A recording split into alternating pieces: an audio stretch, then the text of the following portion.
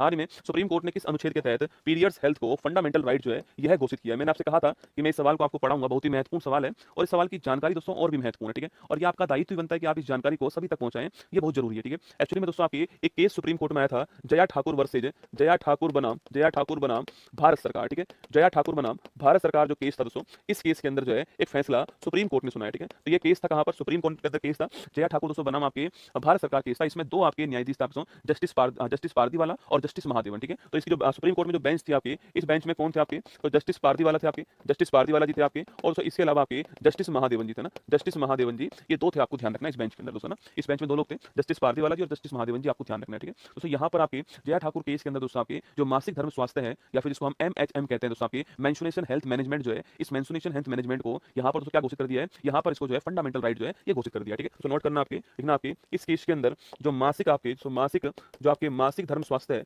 जो मासिक धर्म स्वास्थ्य देखभाल है, जो मासिक धर्म स्वास्थ्य है हमारा स्वास्थ्य जो है आपके सो, इसका नाम आपके मेंस्ट्रुएशन हेल्थ मैनेजमेंट ना MHM कहा गया इसको, इसे जो है मौलिक अधिकार घोषित कर दिया है, फंडामेंटल राइट घोषित कर दिया है, ठीक है। तो आपके मेंस्ट्रुएशन साइकिल के समय जो राइट है, कुछ राइट जो है वो यहाँ पर दिए गए महिला को, इसे फंडामेंटल राइट घोषित किया है, ठीक है। कौन से आर्टिकल में शामिल कर लिया बेटा इसको, इसको दोस्तों आपके आर्टिकल नंबर जो 21 है, आपके अनुच्छेद नंबर जो 21 है, इसमें शामिल किया, आपको ध्यान रखना है, ठीक है। तो मासिक धर्म स्वास्थ्य स्वच्छता और लिख लो दोस्तों ना, मासिक धर्म स्वास्थ्य स्वच्छता जो है आपकी, इसे जो है लिखना आपके, इसे जो है आर्टिकल 221 के अनुसार फंडामेंटल राइट घोषित किया गया, आपको ध्यान रखना है, इसको मौलिक अधिकार घोषित किया गया, ठीक है। अच्छा दोस्तों आर्टिकल 21 में ही क्यों किया आपके, तो आर्टिकल 21 जो है, जब आप आर्टिकल 21 को पढ़ते हो तो आपको उसकी हेडलाइन तो क्या मिलती है आपकी, उसकी हेडलाइन तो मिलती है आपके दोस्तों आपके freedom of life and personal liberty, ठीक है, प्राण और दैहिक स्वतंत्रता का अधिकार, लेकिन उसी में समाहित है कौन सा, आपके गरिमापूर्ण जीवन जीने का दोस्तों अधिकार, ठीक है। और ये उसी का पार्ट है, लिखना आपके ये किसका पार्ट है, तो ये आपके गरिमापूर्ण जीवन जीने का अधिकार है ना, गरिमापूर्ण जीवन जीने का अधिकार जो है इसी का पार्ट है, गरिमापूर्ण जीवन जीने का जो अधिकार दोस्तों इसी का पार्ट है, गरिमापूर्ण जीवन जीने का अधिकार, ठीक है। तो ये जो है इन्होंने कहा है कि भाई व्यक्ति की गरिमापूर्ण जीवन जीने का अधिकार उसके पास में डिग्निटी के साथ में लाइफ जीने का अधिकार है। और दोस्तों ये भी क्या है आपके मासिक धर्म स्वास्थ्य आपकी स्वच्छता जो है ये भी किसके अंदर आती है, ये भी जो है आपके